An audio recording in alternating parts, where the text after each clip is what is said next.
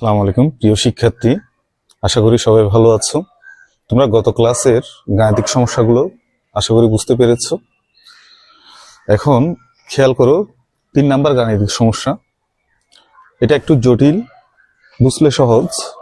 ফাহাদের 33 টাকা ছিল, তার বাবা তাকে কিছু টাকা দিল, এখন তার 75 টাকা হলো। তার বাবা তাকে কত টাকা দিল?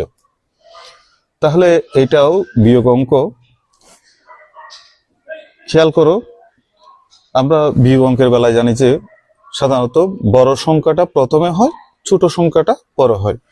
এখানে খেয়াল করে দেখো, এটা হচ্ছে 33 টাকা, এটা হচ্ছে ছোট সংখ্যা, আর 75 টাকা হচ্ছে কি বড় সংখ্যা।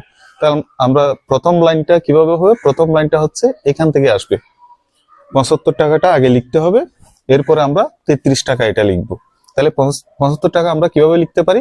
যেহেতু তোমরা ছোট, আমি চেষ্টা করছি তোমাদেরকে শর্টকাট কিভাবে লেখা যায়।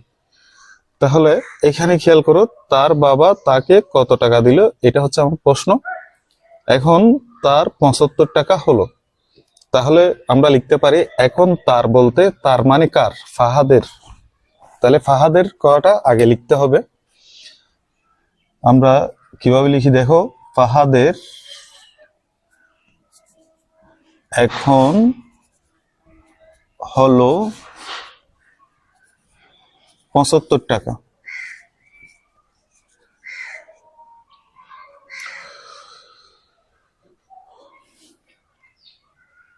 ফাহাদের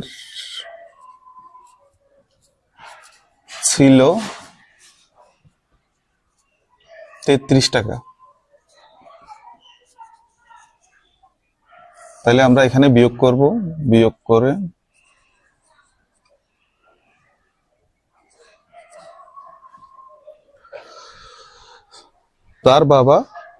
তার বাবা দিল, এখান থেকে আমরা লাইনটা লিখব, তার বাবা দিল